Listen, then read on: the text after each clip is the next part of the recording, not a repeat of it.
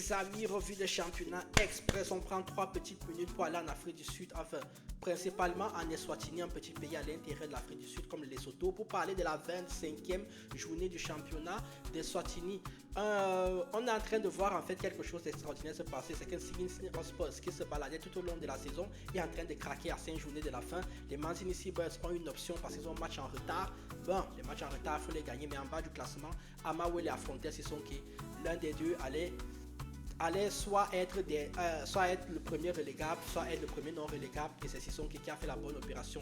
Amawele, Manzini Wanderers sont dans une effroyable série de 5 matchs et de 5 défaites. Ce ne sent pas bon tout ça. Allons donc voir ce qui s'est passé du côté de l'Eswatini pour la 25e journée. C'est parti. On va donc commencer par les Manzini Wanderers qui jouaient face à Mbabane Swallows. Victoire des Mbabane Swallows 2-0. Là où les Mbabane Swallows sont à 5 matchs et 5 victoires, les Manzini Wanderers sont à 5 matchs et 5 défaites.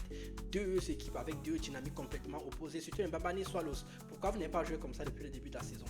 Il y a Young Buffaloes jouait face à Sydney Hotspurs. Il y a eu un partout dans ce match-là. Mbabane Islanders a battu 5-2 le champion en titre, les Royal Leopards, qui ne seront plus champions cette année. Et Zuluini a battu les Manzini Seabirds, a été battu par les Manzini Seabirds 3-2.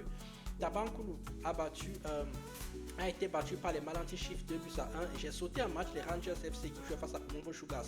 Il y a eu 2 partout dans ce match-là.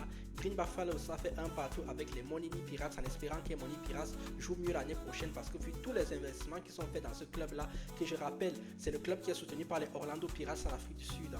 Amawele a été battu par Sisonke 1-0. C'était un choc dans les équipes en bas du classement. Il y a eu une inversion des places, vous allez le voir au classement.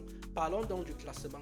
On va donc se rendre compte que les Sydney Hotspurs sont toujours en tête avec 55 points, mais ils ont 25 matchs comme je disais. 50 points pour les Manzini Seabirds. Ils ne sont plus qu'à 5 points.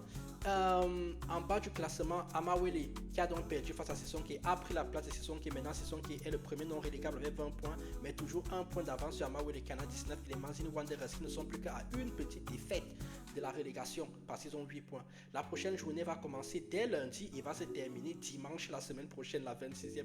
On aura donc les Cincinnati Hotspurs face à Ezuluini, Royal Leopards face à Green Mamba, Malanti Chiefs face aux Rangers FC, Sisonke face à Manzini Wanderers. Ça c'est un choc très important pour les équipes qui jouent le maintien. Monini Pirates face à Tabankulu, Manzini Seabirds face à Amawele, Mombo Sugar face à Mbabane Highlanders, enfin les Mbabane Swallows face à Young Buffaloes. On en parle la semaine prochaine de manière très tranquille. Le titre, enfin la régularité et la régularité, j'en parle depuis le début de la saison. C'est ça qui va permettre à ces équipes-là soit de gagner le titre, soit de s'en sortir. Le programme, comme toujours, vous likez, vous commentez, vous partagez, vous n'hésitez pas à aller prendre vos maillots sur la boutique Dynamic Shot.